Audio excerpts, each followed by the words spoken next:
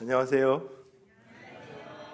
네, 아까 장로님 기도해 주신 대로 6개월 동안 안식년 보내면서 미국에서 보내면서 매주 예배 참석하고 사실 요 자리 세 번째 주 쪽 끝이 제 자리였는데 성가대 찬양하면서 제가 참 회복도 많이 되고 또 늘 매주 금요일 백 목사님 통해서 주시는 말씀을 통해서 너무 큰 은혜를 받고 오늘도 사실 저기에 앉아서 저는 성가대하고 목사님 주시는 말씀 들으면 참 좋겠는데 이제 다음 주면 제가 이제 한국을 떠나가서 아마 목사님께서 오늘 귀한 이렇게 시간을 저에게 주셨습니다. 하여튼 여러분 너무 감사하고 또 뵙고 싶을 것 같고 또 오늘 성가대를 너무 잘했죠, 그렇죠? 6개월 동안 제가 같이 했는데 이렇게 잘 못하거든요, 사실. 근데 오늘은 뭐 너무 영적으로 막 파워가 느껴져서 제가 떠나도 되겠다 이제 그런 생각도 들고 저 자리는 좀 유장로님 자리는 비워두시고 제가 혹시 오더라도 그 자리는 비워두시면 좋겠습니다. 너무 오늘 찬양 감사합니다. 저는 학교에 있으면서 많은 학생들이 이런 이야기를 하는 걸 듣습니다. 교수님, 지난 학기에 저의 학점은 좀 다 지워주시면 안 돼요? 이번 학기 다시 새롭게 시작하고 싶어요. 리셋하고 싶어요. 교수님, 내 인생에 생각하기도 싫은 흑역사 다 잊어주세요. 새롭게 리셋하고 태어나고 싶어요. 그런 이야기를 자주 들어요. 그러면 저는 늘 그들에게 이런 얘기를 해줍니다. 난 너의 학점을 절대 잊지 않을 거야. 너의 흑역사는 절대 사라지지 않아. 이렇게 이야기를 해줍니다. 여러분 중에 혹시 이런 분들이 있나요? 싹 다 지워버리고 다시 시작하고 싶다. 사실 우리 모두에게 처음으로 다시 돌아가고 싶은 리셋하고 싶은 마음이 있는 것 같아요. 마치 컴퓨터를 리셋하면 컴퓨터 안에 있는 모든 데이터들이 그냥 다 지워지고 제조 공장에서 나올 때 처음 상태로 돌아가는 것처럼 우리 삶을 통째로 초기화하고 싶다는 그런 소망들 말입니다. 실제로 우리 삶을 통째로 흔들었던 끔찍한 일을 겪고 나면 이 리셋 버튼을 누르고 싶은 마음이 우리 모두에게 생기기 마련입니다. 이런 리셋의 소망은 우리의 일상생활에서 아주 흔하게 보이던데요. 예를 들면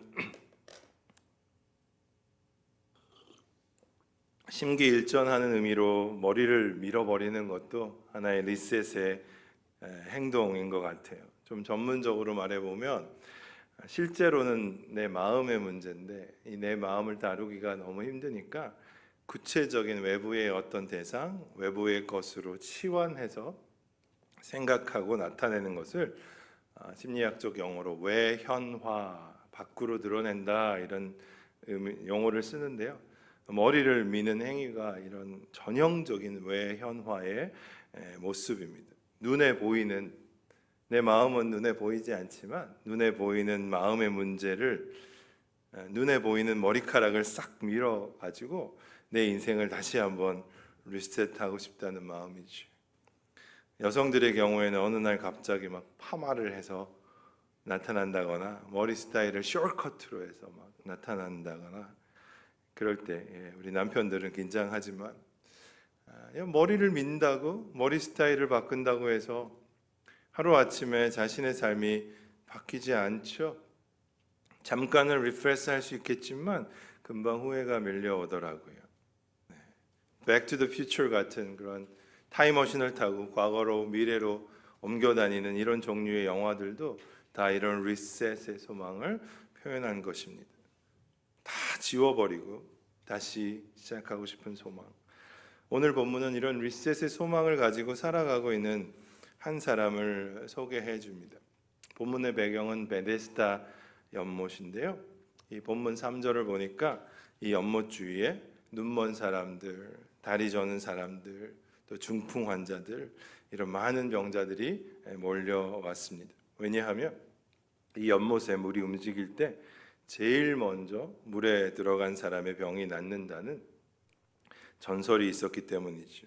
그들은 물이 움직이기만을 기다리고 있었어요.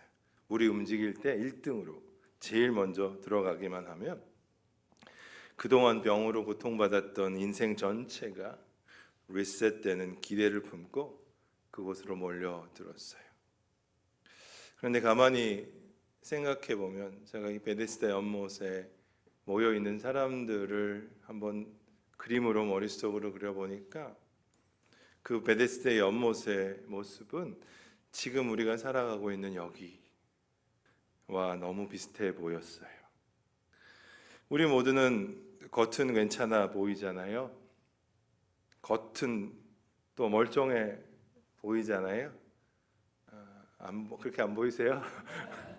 저 오늘 좀 겉은 좀 멀쩡해 보이려고 많이 썼거든요. 머리도 하고 새벽 6시 반에 일어나가지고 넥타이 2개 중에 하나 골라서 하고 좀 괜찮아 보이려고 애를 썼는데 솔직하게 지금 저를 보면 사실 저 안에는 결함도 많고 저의 내면 안에는 상처와 아픔도 꽤 많이 있어요. 한 목사님이 한국에서 설교 중에 이런 말씀을 하시더라고요. 교회는 건강한 사람들만, 정상인 사람들만 모이는 곳이 아니래요. 교회는 이상한 사람들이 참 많대요. 교회 안에는 좀 정상이 아닌 분들이 좀 많대요. 그런데 만약 여러분이 교회에 왔는데 이상한 사람을 한 명도 못 찾았다 그러면, 여기 있는 사람들 중에 이상한 사람은 한 명도 없다 그러면 바로 당신이 이상한 사람일 가능성이 많다는 거예요. 저는 그 말이 참 맞다는 생각을 했어요. 우리 모습은, 겉모습은 다 정상처럼 보이는데 우리는 죄로 인해 많이 망가져 있는 게 사실이에요. 우리 모두는 각자의 아픔과 고통을 가지고 살아가고 있어요. 제가 사람들을 만나보니까 육신이 건강한 분들은 마음이 좀 아픈 분들이 있고요. 또 마음이 또 이렇게 건강한 분들은 또 육신이 아프시더라고요. 몸도 마음도 건강한데 어떤 분들은 경제적으로 꽤 힘든 시간을 보내시더라고요. 경제적으로 이제 좀 안정이 됐는데 어떤 분들은 자녀 문제 때문에, 부부 문제 때문에 고통스러워하는 분이 계시더라고요. 모든 사람이 그렇더라고요. 그래서 저는 가끔 지나가는 사람들을 보면서 제 혼자 이렇게 생각을 해요.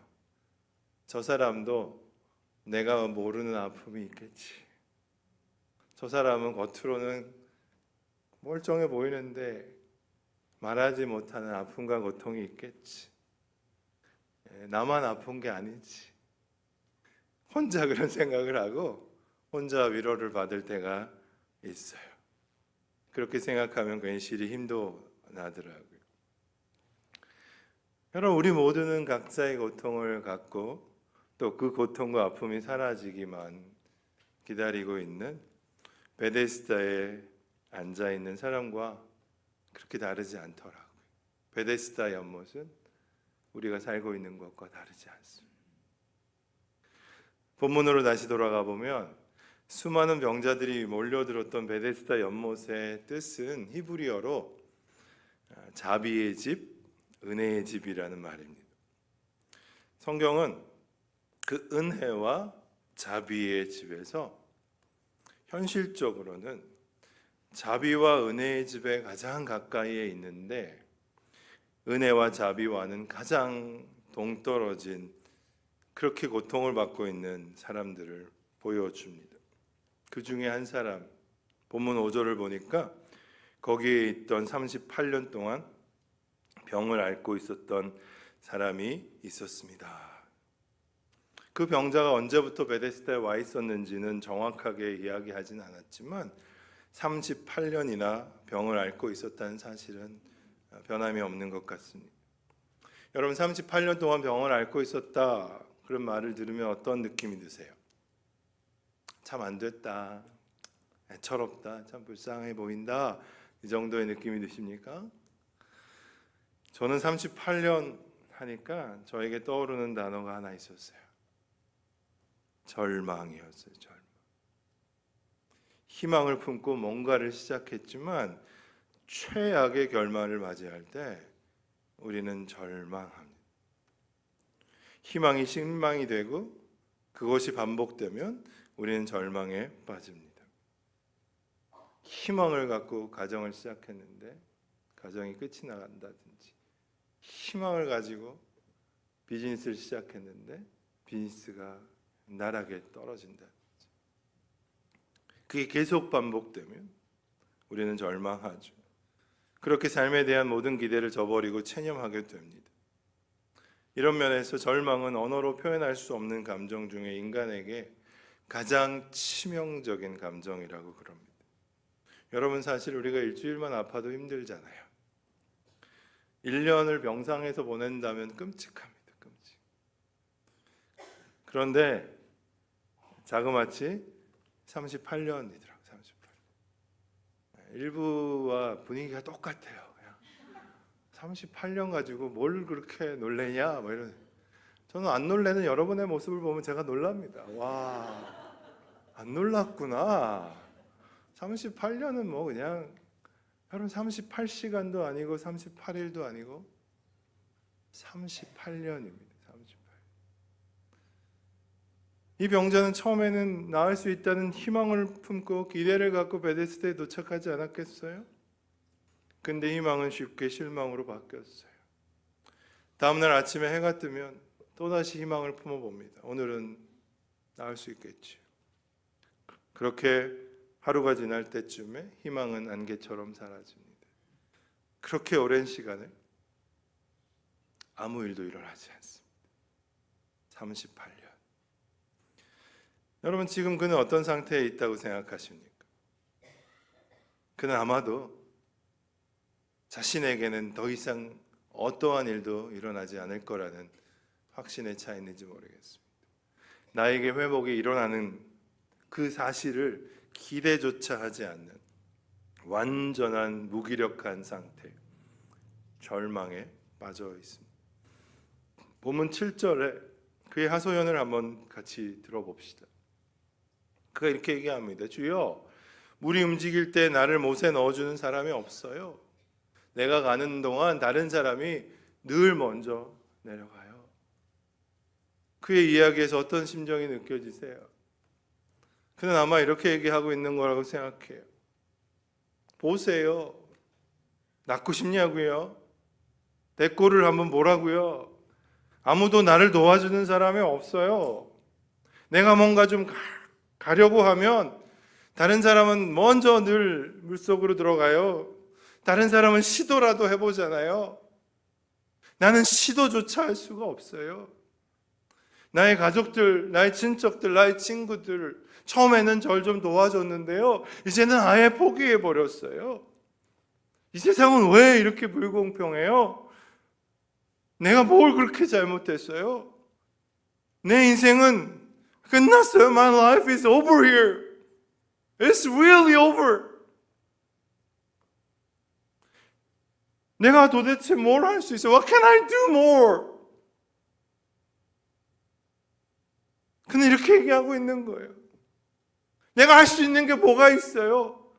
끝났다고요? 아무것도 할 게 없다고요?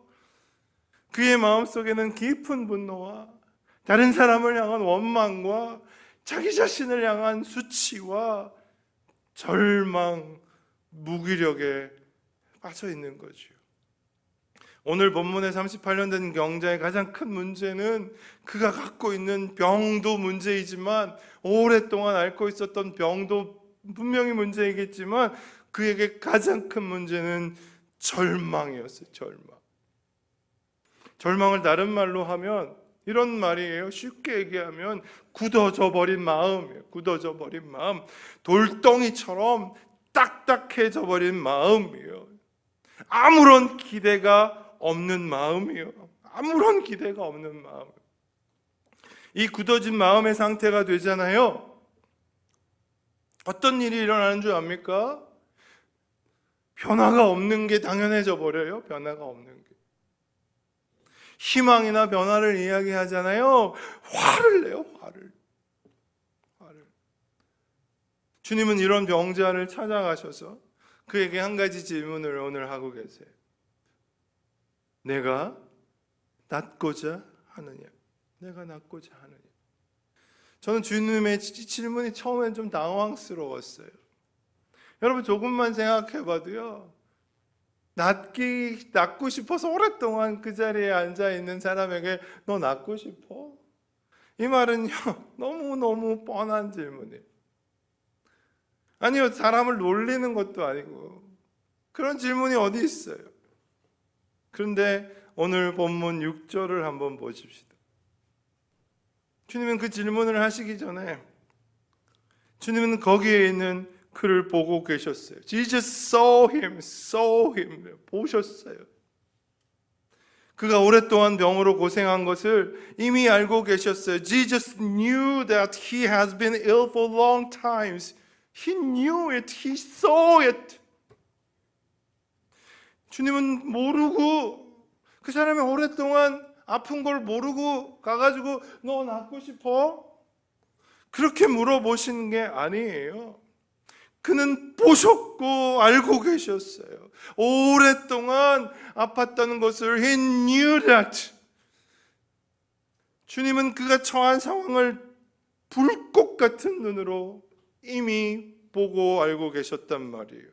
우리 주님은 그의 돌덩이처럼 굳어진 마음을 이미 알고 계셨어요. 무기력하게 앉아있는 그의 상태를 이미 알고 계셨어요. 이 절망적인 상황에 익숙해져 버린, 이제는 더 이상 기대하지 않는 그 절망적인 상황에 완전히 익숙해져 버린 그의 상태를 알고 계셨어요.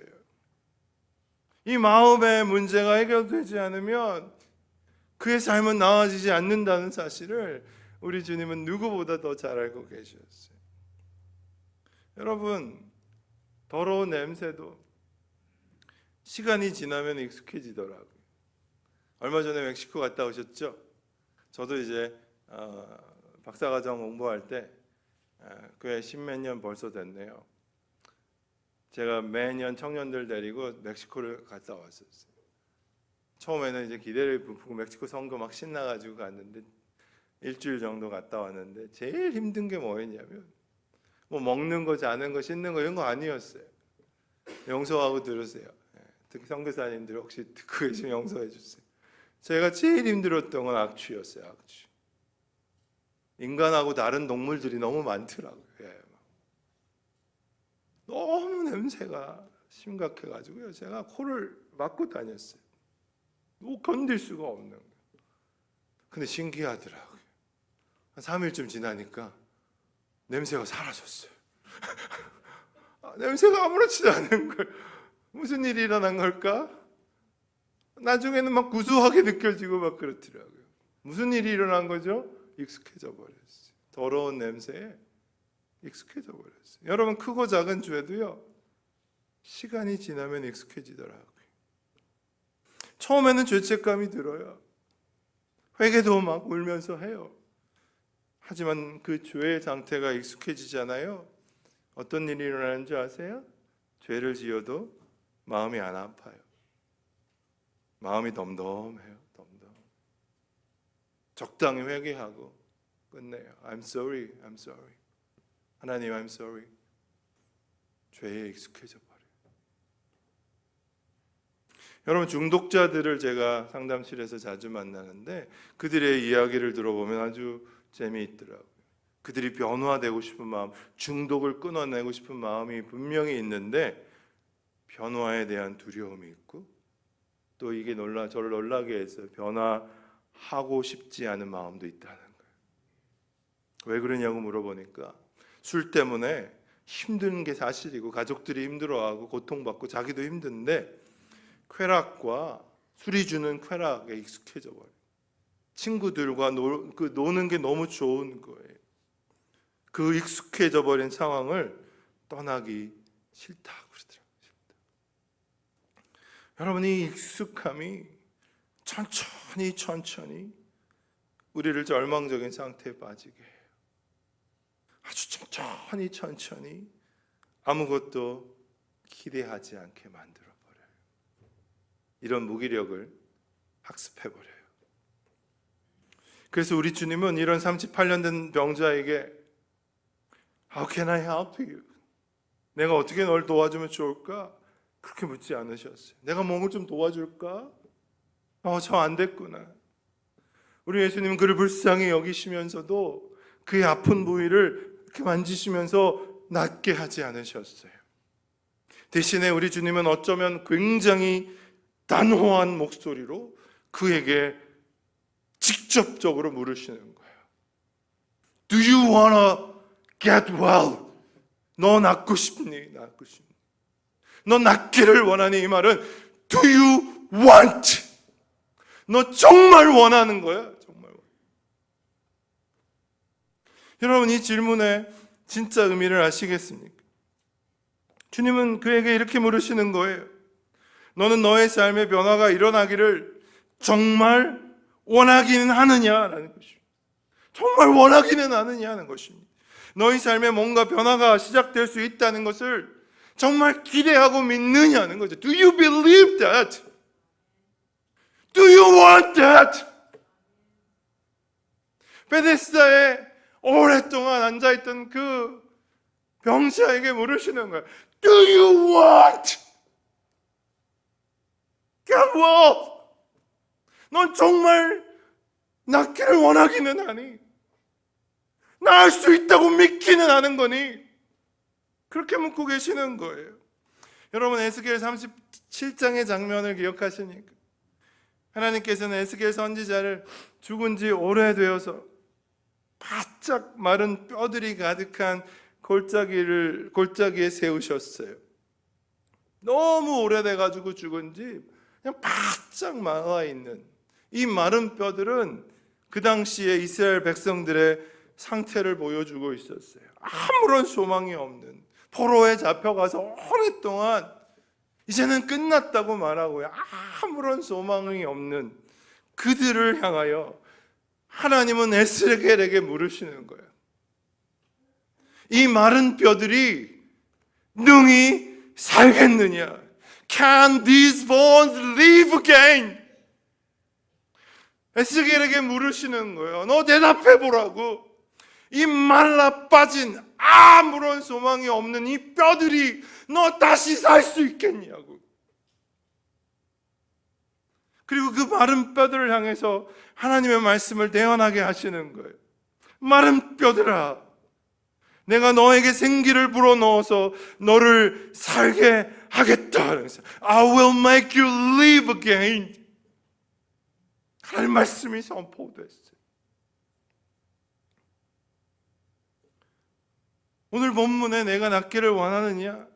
이 질문은 그냥 뻔한 질문이 아니에요. 이거는 엄청난 질문이에요. 엄청난. 우리 인생에 엄청난 질문이에요. 우리 인생에 우리가 반드시 대답해야 되는 질문이에요. 반드시. 이 마른 뼈같이 아무 소망이 없는 상황이 능히 달라질 수 있다고 너는 믿느냐? 하는 것이 믿느냐. 내가 너를 다시 살 수 있게 한다는 사실을 너는 정말 믿느냐라는 질문이에요. 여러분, 정말 믿으십니까? 아니면 정말 원하십니까? 아니면 아무런 기대가 없으십니까?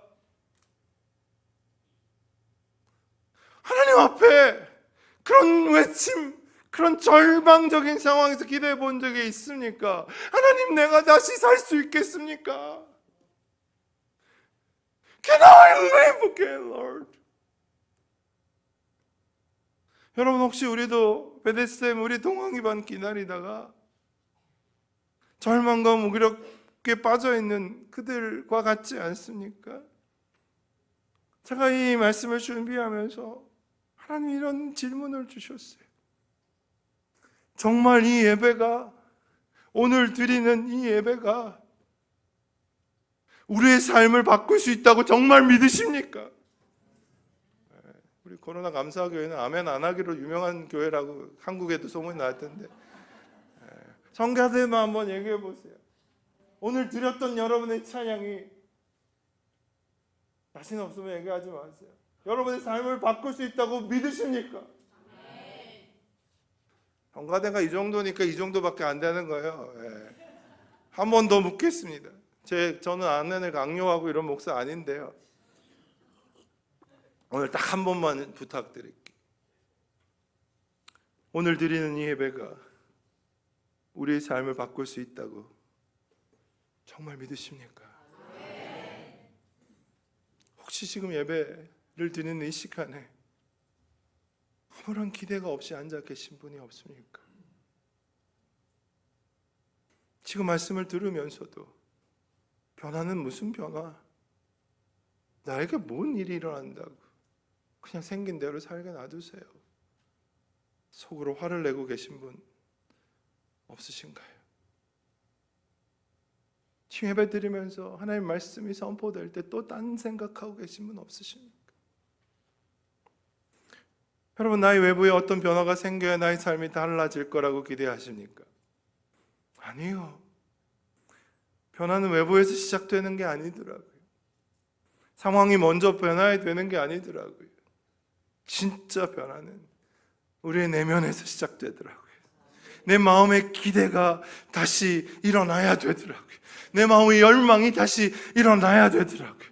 하나님의 말씀을 기대하는 이 기대하는 마음이 일어나야 되더라고요. 이 말씀이 죽어있는 나를 살릴 수 있다는 사실을 기대하는 이 passion about it, 이게 일어나야 되더라고요. 이게 없이는 안 되는 거예요. 아무리 상황이 좋아진다고 해도, 몸이 낫는다고 해도 그 다음에 또 어려움이 찾아오면, 또 힘든 일이 찾아오면 또 우리는 베데스다 연못에서 서성거릴 거라고요. 서성거릴 거. 또다시 원망과 분노와 절망의 상태로 살아갈 것이라고요. 그래서 이 질문이 그렇게 중요한 거예요. 그래서 네가 낫기를 원하느냐, 원하느냐. 마치 야곱이 약곡 강가에서 혼자 남아서 새벽 동이 틀 때까지 하나님의 천사와 씨름할 때 그는 이렇게 외칩니다. 나를 축복해 주세요. Bless me, bless me. 나를 축복해 주지 않으면 나는 당신을 절대 못 보내드립니다. I will not let you go unless you bless me. Bless me. If you don't bless me, I will not let you go. 절대 못 보내드려요. 나를 축복해 주지 않으시면, 내게 말씀을 들려주지 않으시면 나는 당신을 절대 보낼 수 없어요. 여러분, 오늘 이 시간 하나님이 말씀을 들려주지 않으면 집에 가면 안 돼요. 안 돼. 다 가실 거면서 뭘 아멘이야. 아멘이요. 이런 고백으로 예배하면 좋겠어요. 하나님, 오늘 이 시간 은혜 주시지 않으면 집에 가지 않겠습니다. 여러분, 은혜 받지 않는 게 당연해지면 안 돼요. 아무런 성령의 감동 없이 매주일 그냥 집에 가는 게 당연해지면 안 돼요. 안 돼요. 아무런 기대가 없는 예배가 반복되면 안 돼요. 안 돼요. 그렇게 우리는 천천히 절망적인 상태에 빠져버려요. 다시 본문으로 돌아가 보죠. 8절에 우리 주님은 38년 된 병자에게 내 병이 낫기를 원하느냐 물으신 후에 세 가지를 그에게 말씀하셨어요. 일어나라. Stand up. 내 자리를 들어라. Pick up your mat and walk. 걸어가라. 세 가지. 일어나라. 들어라. 걸어가라. 여기서 우리 주님이 말씀하신 들고 일어나라 그 말씀하신 그 내 자리는 어떤 자리입니까? 38년 동안 병자가 깔아 뭉개고 있었던 자리가 아닙니까? 분노와 원망과 탄식과 절망이 가득 배어 있는 자리. 주님은 그 자리를 들고 일어나라고 말씀하시죠. 이제 일어나라. 제가 이 구절을 읽으면서 흥미로웠던 부분이 있는데요. 그건 주님이 그에게 하신 도전이에요. 주님은 그를 불쌍히 여기셨어요. 그래서 베데스로 찾아가셨어요. 근데 주님은 그를 직접 업고 베데스의 연못으로 뛰지 않으셨어요. 내가 1등으로 들어가게 해줄게. 주님은 그의 침상을 대신 들어주시지도 않으셨어요. 주님은 그가 직접 일어나기를 원하셨어요. 그가 직접 그가 뭉개고 있었던 자리를 들기를 원하셨어요. 픽업. 그리고 그가 직접 자신의 발로 걷기를 명령하셨어요. 더 이상 베데스다만 그 자기의 그 원망이 배어 있는 그 자리만 쳐다보지 말고 주님을 바라보고, 생명의 근원이시 창조주 하나님, 그 주님을 바라보고 그 안에 있는 믿음을 붙들기를 원하셨어요. 그때 무슨 일이 일어났습니까? 9절을 보니까 그가 곧 나아서, 여러분 38년이라는 시간과 여기 곧이라는 시간의 비교를 보세요. 그가 곧 나아서 그 자리를 들고 걸어갔습니다. 성경은 말하고 있어요. 지금 천사가 나타나서 물이 동한 것도 아니에요. 환경이 변한 게 아니에요. 누가 그를 업고 1등으로 물에 들어간 것도 아니에요. 오직 그의 인생에 찾아오신 예수님을 바라보고 믿음으로 그의 운명에 도전한 거예요. 하나님 일어나 볼게요. 38년 동안 뭉개고 있었던 그 자리에서 일어날게요. 이 자리를 들어볼게요. 걸어볼게요. 여기 계신 모든 분들에게도 이런 자리 하나쯤은 있지 않나요? 크고 작든지 누구나 나를 주저앉게 만드는 자리가 있더라고요. 오랜 세월 나를 고통스럽게 했던, 지금도 여전히 아픈, 앞으로도 나아질 희망이라고 보이지 않는 자리가 있더라고요. 도저히 감당해낼 자신은 없는데 죽을 때까지 감당할 수밖에 없는 그 자리. 이런 사람들이 참 많더라고요. 기회만 주어진다면 그대로 버리고 도망가고 싶은 그 자리. 하지만 결코 버릴 수 없는 자리. 그래서 매일 아침에 눈을 뜨면 뭔가 달라져 있기를 바라지만 늘 똑같은 고통이 반복되는 자리. 지금껏 우리는 그 자리를 탓하며 살아왔어요. 그 자리 때문에 우리 인생이 끝났다고 생각했어요. 그런데 이런 상황에 있는 38년 된 병자를 우리 주님이 찾아가십니다. 저는 오늘 본문의 핵심은 38년 된 병자가 드디어 걸었다, 나았다, 기적이 일어났다, 그게 아니라고 생각합니다.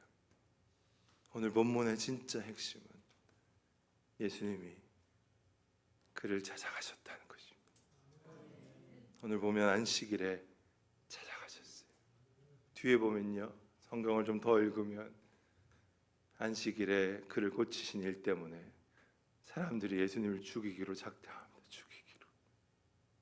예수님은 그 위험을, 목숨을 거신 거예요. 예수님은 목숨을 걸고 그를 찾아가신 거예요. 아무도 도와주지 않는, 가족도 친척들도 포기한 그 사람을 주님은 찾아가셨다고요. 여러분, 병자들이 모여 있었던 베데스다는 어떤 곳이었다고 생각하십니까? 멋있는 연못이 있는 곳이라고 그냥 상상하십니까? 아니요, 거기는 병균들이 득실하고요, 악취가 나고요, 사람들이 모두 피해서 가고요, 가장 가기 싫은 곳이,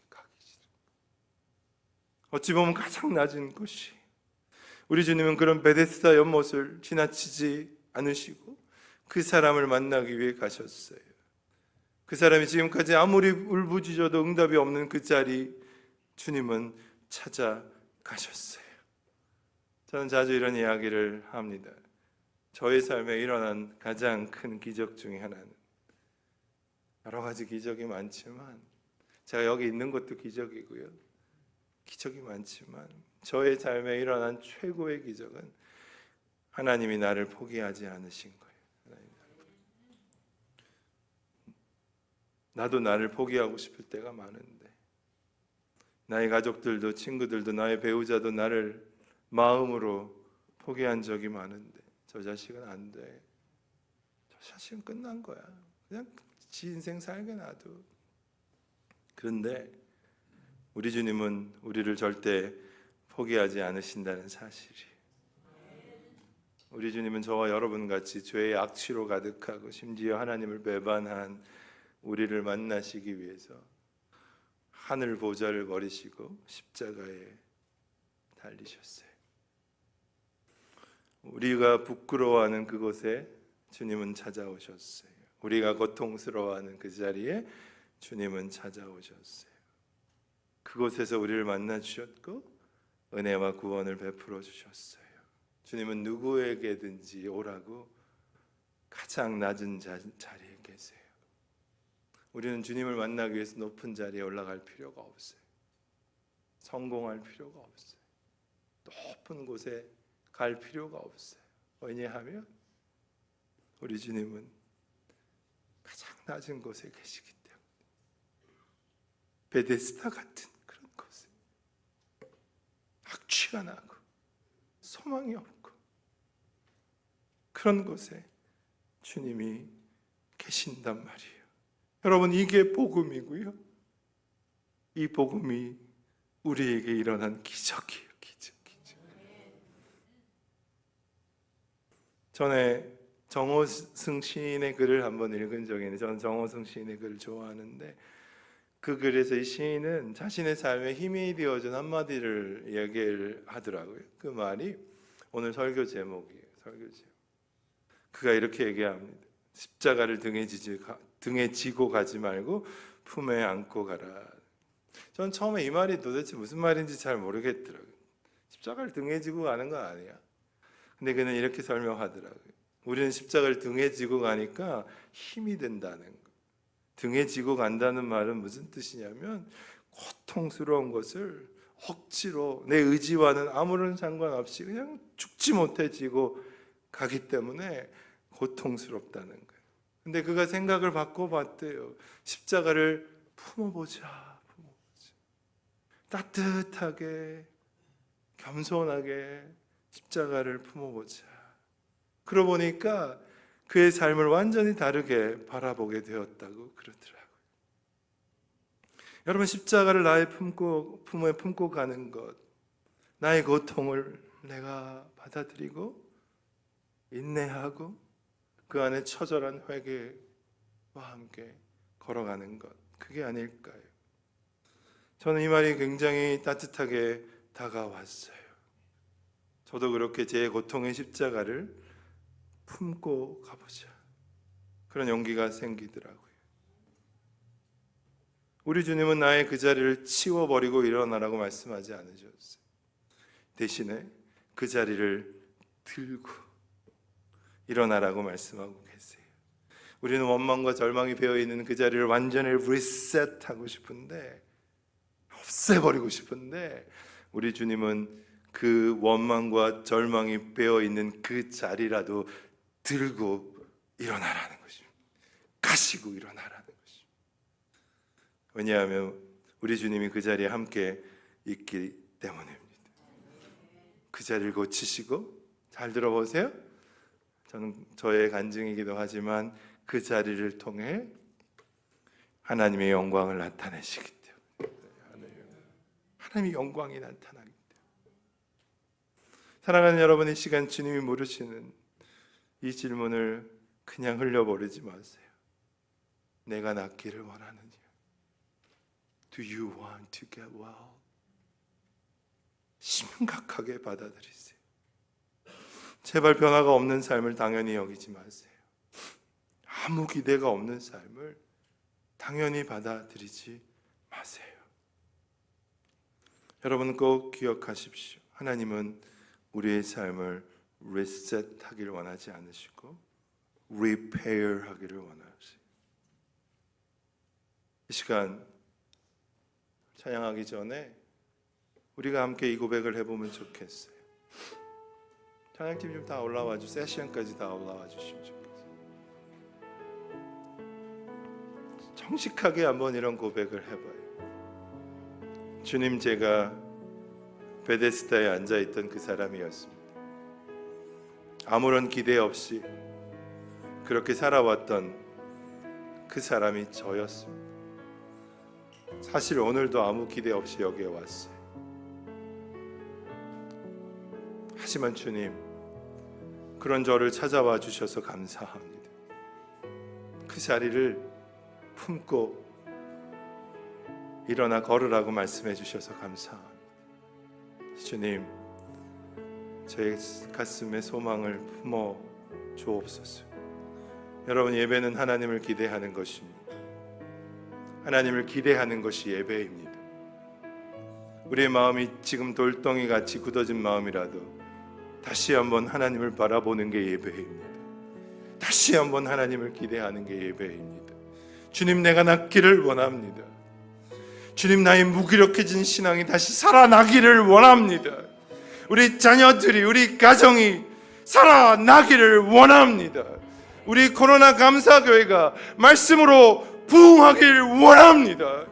정말 원합니다. 이것이 예배입니다. 예배. 여러분, 정말 그런 기대가 있으십니까? 코로나 감사교회를 통해서 하나님이 이 땅을 살리실 것을 기대하십니까? 원하고 계십니까? 여러분, 우리가 기대하는 부흥은 여기 수만 명이 몰려오는 게 아니에요. 진짜 부흥은 이곳에 하나님이 다시 임재하시는 것입니다. 다시 리비짓 해주시는 거예요. 하나님, 주님이 찾아오셨다. 이게 오늘 본문의 핵심이에요. 핵심. 이 아침에 우리 주님이 코로나 감사교회에 찾아오시면 됩니다. 됩니다. 그게 부흥입니다. 주님이 여러분의 가정에 찾아가시면 됩니다. 그게 부흥입니다. 주님이 찾아오시면 베데스다에 무기력하게 앉아 있었던 우리를 다시 일어나게 하실 줄 믿습니다. 우리로 다시 꿈꾸게 하실 줄 믿습니다. 주님의 역사를 다시 기대할 줄로 믿습니다. 언제부턴가 아무 기대 없이 소망이 없었던 나를 주님이 오늘 찾아오십니다. 시선이라는 찬양을 좀 함께 하려고 하는데요, 이 찬양을 만든 김명선 전도사님은 제 목회 상담학 강의를 들었던 학생이었어요. 강의를 들을 때도 함께 기대할 때도 그녀는 늘 눈물이 있었어요. 늘 그렇게 울었어요. 왜 이렇게 우나 하고 물어봤더니 그녀는 예수전도는 찬양 사역자로 열심히 기쁨으로 사역했고 여성 사역자로서 엄마와 아내로서 감사의 기쁨의 시간을 보내고 있었어요. 그런데 갑자기 사랑하는 남편이 자녀 둘을 남기고 암으로 하나님 곁으로 떠나고 말았어요. 그녀는 하나님이 남편을 고쳐주실 것을 간절히 기도했어요. 아니, 믿음도 있었대. 근데 그녀의 기도는 응답되지 못했어요. 그런데 그녀는 그 시간을 지나면서 그 어린 자녀들과 함께 이런 고백을 합니다. 하나님, 다 이해할 수 없지만 하나님은 선하십니다. 하나님은 선하십니다. 하나님은 나를 돌아보시고 나의 자녀들을 돌아보십니다. 여전히 믿음과 감정이 다를 때가 있어서 힘들지만, 여전히 견디기 힘든 상황이지만 그녀는 하나님을 찬양하고 노래하며 사역하고 있습니다. 이 시선이라는 찬양이 남편이 세상을 떠나기 전에 이미 만들어진 찬양이긴 하지만 이 찬양은 그녀에게 큰 힘이 되었습니다. 절망의 자리에서 눈을 들어 하나님을 보기 시작했을 때 그녀는 하나님이 그녀의 삶에서 일하시는 것을 보게 되었습니다. 저는 찬양의 가사 중에 황폐한 땅 가운데서 주님의 마음 알게 되리, 이 찬양은 가사를 좋아합니다. 우리는 황폐한 땅 가운데 있습니다. 결핍과 고통의 자리에 있지만 주님은 그곳에서 주님의 마음을 보여주시더라고요. 그분의 계획과 그분의 마음을 베데스다와 같은 자리, 황폐한 곳에서 보여주시더라고요. 우리가 황폐한 그 땅 가운데 주님을 노래할 때 주님은 역사하실 줄 믿습니다.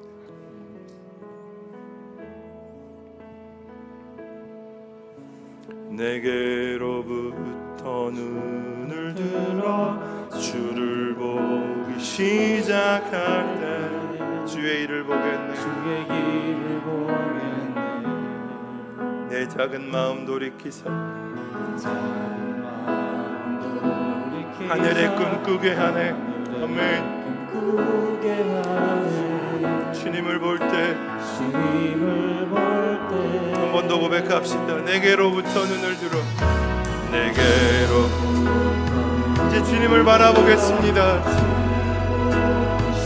주님이 주의 일을 보여주실 것입니다.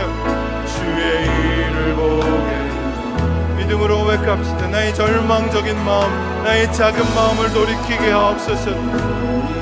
하늘에 꿈꾸게 하사 꾸게 하네.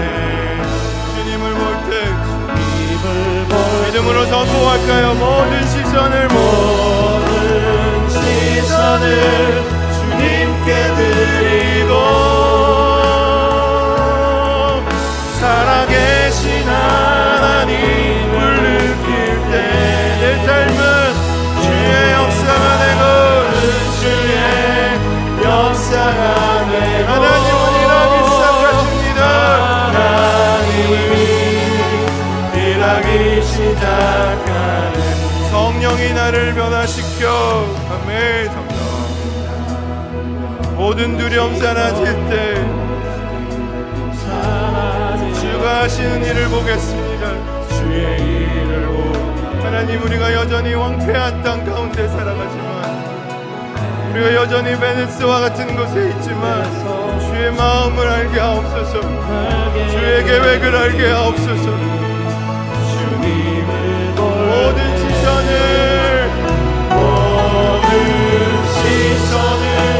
주님께 드리고 전능하신 하나님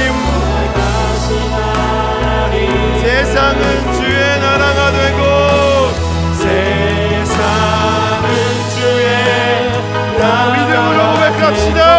하나님이 일하기 시작하네.